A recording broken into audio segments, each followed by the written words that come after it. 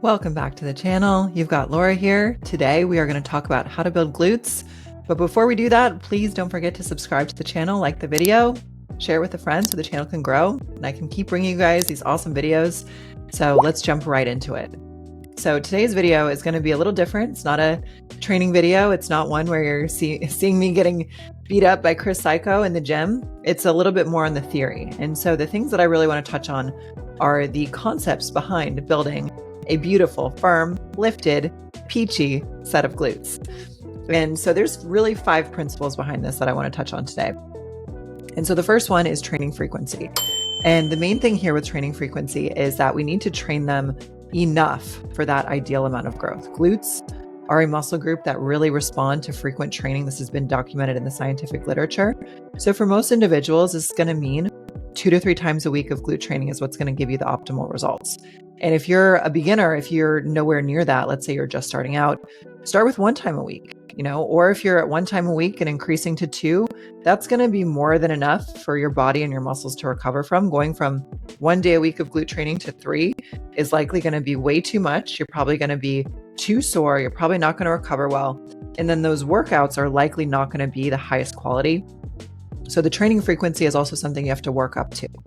And the frequency and overall volume matters as well, too. There are some individuals that will recommend really high volume for things like glutes, some that will recommend, no more than a total of 25 to 40 sets per week. It really kind of depends on what you're doing.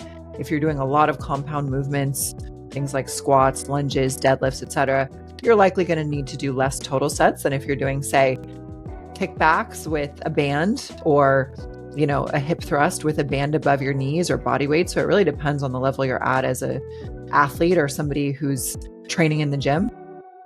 And as far as the exercise selection, let's go into that a little bit. So there are several different movement patterns I want you to think about. And a lot of what I'm sharing here comes from the work of Brett Contreras. He's an awesome PhD in the field of exercise physiology. He's written several books on glute growth. I read them early on as a coach. I really try to apply them. I've done some of his online programs. So that's some of where this information is coming from, in addition to my own experience and going from a white girl with a pancake butt to a bikini pro who's been told at times you have some of the best glutes on stage. So it's a mix of those things. And I'll include Brett's books and where you can find more about his research in the description of the video. So as far as exercise selection, there are different movement types, things like squats, lunges, hinges, or you could consider something like an RDL, a hinge, a hip hinge, thrusts, and abduction. So that's essentially 5 main movement patterns. And to have a set of round glutes, think of it this way.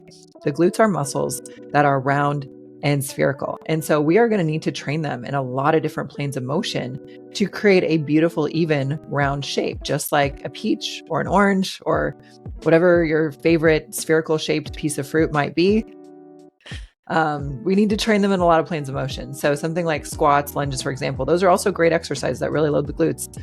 However, depending on your goals, let's say you are a competitor, they're also going to develop your quads. So if you're someone who's at a point in their career where they can't really grow their quads, you may not want to be overdoing those movements. If you're someone newer and you've got a lot of glutes to build, you likely want to include those along with the deadlifts, along with the thrusts, along with the abductions. And so depending on how you look, how your glutes look, and this is why taking progress photos can be so important, that is going to determine which exercises are going to benefit you the most.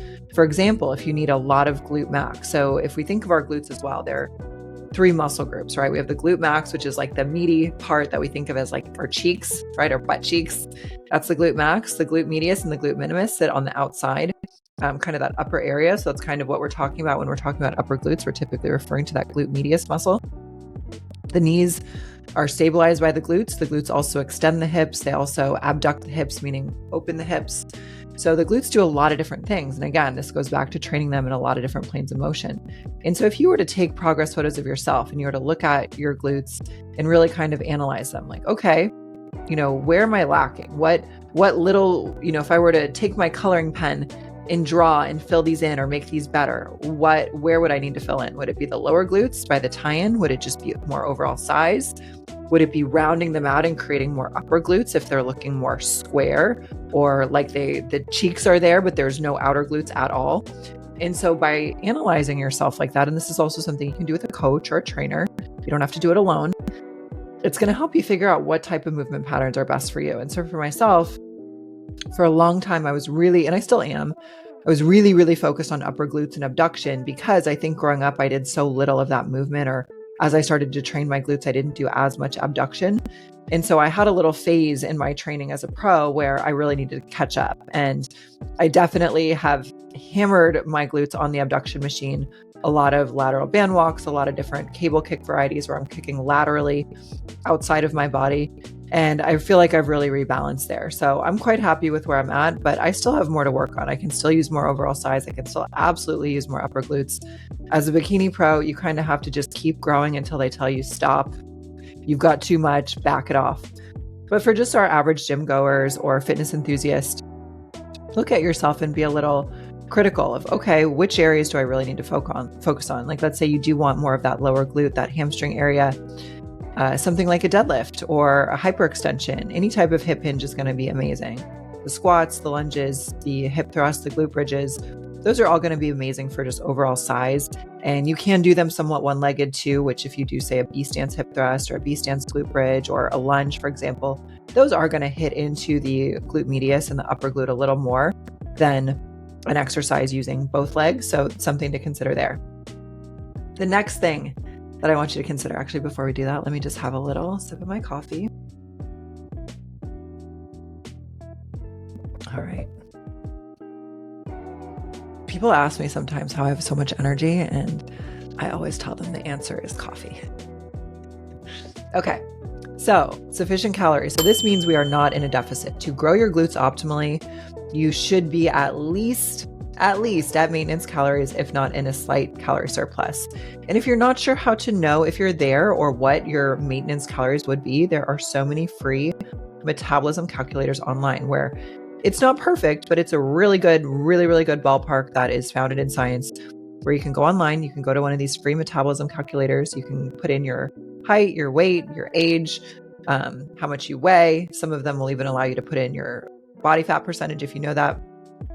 It will spit out numbers based on your activity level. So if you're sedentary, where you're not really active at all ever, it will show you a number. And then it will kind of show you different numbers based on your activity level. If you're working out 1 to 2 times a week, 3 to 4 times a week, 5 to 6, so on. If you have a very, very active job and you work out, it'll show you all those different numbers. So it kind of allows you to figure out, okay, what is the rough ballpark I need to be in to actually allow my glutes to grow?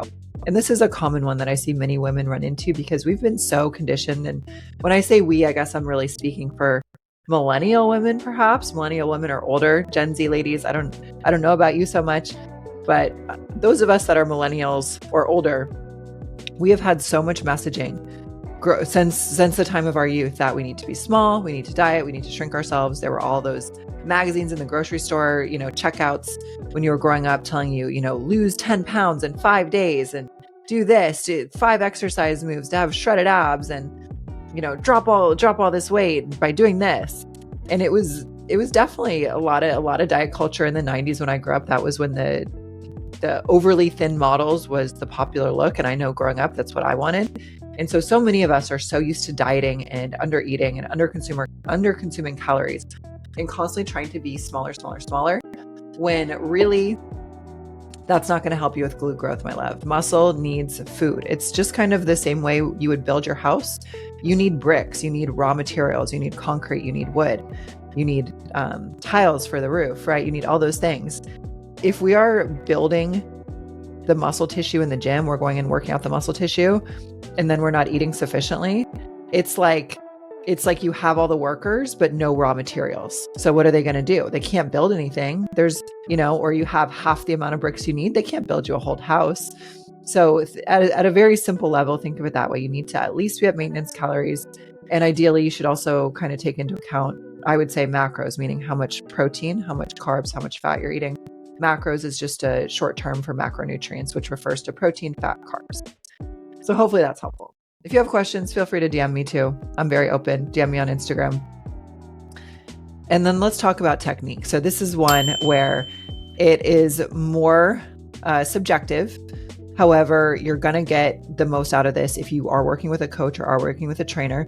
If your technique is not on point in your glute exercises, it is going to be a lot harder to build glute muscle, or you just may be more likely to sustain an injury or to not perform at the level you want or not see the progress you want, because you may be accidentally working other muscle groups. For example, how many times have we had friends that were training a little too hard, or maybe doing a little too many deadlifts or hip thrusting with maybe not the best technique or no weight belt on, and then all of a sudden they're saying, oh my gosh, I just, I threw out my back doing hip thrust. Well, hip thrust is a glute exercise. So why is our back taking all the load and our glutes are just fine? So you have to make sure that whatever exercise you're doing, you have mastered the technique.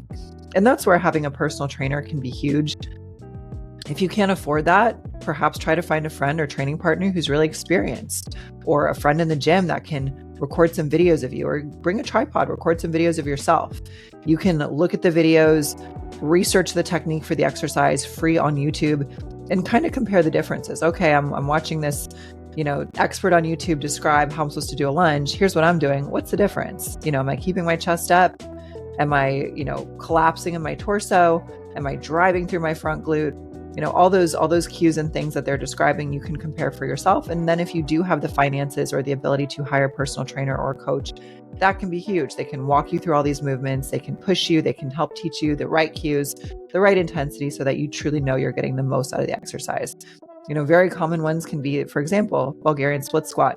It's an exercise that actually has two correct forms. And if we lean our torso a little more forward, we're going to work more into the glute. However, if we keep our torso more upright, our chest is up, we are actually going to be developing our quads a bit more. And so if you're trying to build your butt and you don't realize that keeping your chest up on that exercise is actually going to overly recruit your quads, you're more likely to start getting, more thick, more developed quads and wondering, like, where's my butt? Like, where are all these glute gains that I was promised by doing these horrible Bulgarians? Just kidding. Bulgarians are not horrible. They're horribly awesome, maybe would be a better way to describe that. So just something to think about there. The technique is really, really important, you guys. And this is probably the least straightforward, because all these other ones you see, I can kind of spit out, okay, here's a simple way to calculate this, training frequency should be this. Here's the mix of movements you need. Technique is a little bit more squishy. It's a little bit more open-ended. You need to work with a trainer if you can. If not, try to video yourself, try to use YouTube as a free resource, make some friends in your gym, try to find people who could mentor you, who could support you, perhaps just as a friend in the gym. That can be a great way to go about it. And then the last thing that I also want to touch on is mobility. And mobility, I cannot understate the importance of this enough. Mobility and healthy muscle tissue is transformative for the physique. So for example, if your glutes and hips are extremely tight, those muscles cannot contract and relax fully in the reps that you're doing in the gym. They also, if they're knotted up, if they're bound up, and our muscles are just like our hair, right? Our muscles are fibers. They get knots in them just like our hair does, right? It's important that you brush your hair every day. It's also important that you take care of your muscle tissue. So if you're not getting body work, if you're not, foam rolling is a free way where you can work out knots in your muscle tissue yourself. Body work like deep tissue massage, sports massage, scraping, cupping, etc. That's where they're kind of doing it for you. And honestly, use both. Go see a physical therapist as well if you've got significant mobility issues. And so if your muscles cannot contract, relax fully, or they're bound up with all these knots and adhesions, guess what? Your tissue is not going to look as round, as bubbly, as full. It cannot get blood flow. So a really great analogy that was explained to me by my current bodywork person, who's absolutely incredible, is he explained to me, if you took, say, a dirty towel, let's say you had a dirty towel, it had dirt all over it, right? And you tied a knot in the middle of it, and then you put it in the washer. Is the inside of that knot actually going to get clean? And the answer, if we think about it, is no, it's not going to get fully clean. Because guess why? It's in a tight knot. The water, the soap cannot penetrate through that knot, and therefore the inside of that towel does not get clean. So think of it that way. The same thing with your muscle fibers. If you have all these adhesions, all these knots in your glutes, in your muscle tissues, in your lower body, the blood flow cannot properly make its way through the muscle tissue. So how do you expect the nutrients, the oxygen, etc., to get to that tissue so it can grow? So working on that mobility is huge. It does not have to be anything overly complex. It can be a set of simple stretches. I have a previous YouTube video I'll link below as well, where you guys can go check out my full stretch routine. It's a lot of stretches for the hips, a lot of stretches for the glutes. You'll feel like a new person if you go through all of those. But there's also a lot of like great yoga classes. Go start with a yin yoga class. One of my favorites was Ashley Galvin Yoga. I bought her yoga class back in 2017, Pure Flexibility. And that series, which were just 30-minute videos, was completely transformative to my body. And now that this year, I've been so focused on mobility and body work, etc. And I'm really, really investing in my body work because that was needed. My coach kind of let me know I was having some imbalances that you could see on stage. So doubling down on that, I've seen my physique completely transform. I've seen myself get more symmetrical. I've seen my tissues get more bubbly, grow faster, and just feel better. When you're not mobile, when your muscles are tight, you're going to walk around feeling stiff. You're not going to feel your best in training. You're not going to feel like you have the same range of motion. Even in things like squats, deadlifts, if you have overly tight hamstrings, deadlifts are going to be a little uncomfortable. Your low back might get tight and uncomfortable. So these are definitely important considerations to take into account. So I just want to briefly recap the main 5 things you need to think about if you want to build a bodacious, beautiful, peachy set of glutes. And that is number 1, training frequency. Aim for at least 2 to 3 times a week, training glutes in different ranges of motion, different exercises with that exercise selection, like we spoke about. We also need sufficient calories. At least maintenance calories to a slight surplus is what I recommend, especially for females. We don't want to be in an overly big surplus, or you might find yourself gaining a lot more body fat than you're comfortable with. We also want that great technique. So work with a trainer or film yourself and really start to study the technique of the different main movements that develop our glutes. And lastly, don't forget to work on your mobility. This is going to be so key. It's going to help you so much to really make a lot of progress, have healthy, round, bubbly glutes, bubbly muscles. So I hope this was helpful. If you guys have questions, drop them in the comments, DM me online. And lastly, please don't forget to subscribe to the channel, share it with a friend, like the video so the channel can grow and I can keep bringing you guys all these fun videos and whatnot. I love doing them. So I want to keep doing this. So I really, really appreciate your guys' support from the bottom of my heart. So hopefully this was helpful. Enjoy, and I'll catch you in the next video.